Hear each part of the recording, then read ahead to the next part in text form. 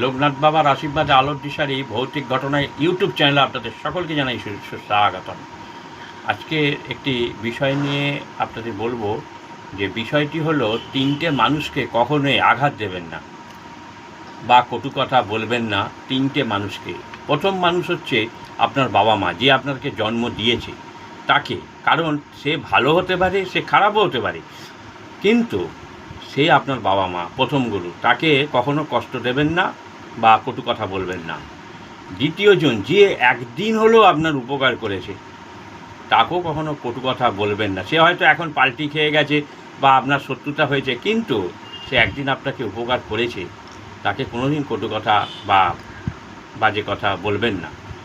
আর তৃতীয় ব্যক্তি হচ্ছে যে আপনার কুটুম্ব, মানে আপনার হয়তো পয়সা কড়ি টাকা সম্পদ আছে, আপনি ভালো, কিন্তু আপনার কুটুম্ব হয়তো সে গরিব, তার নেই, তাকে হয়তো লোকে আপনি নেমন্তন্ন করছেন না বা কোনো কিছু, বা সে দিতে পারবে না এই ভেবেই, কিন্তু সেই মানুষকেও কটু কথা বলবেন না।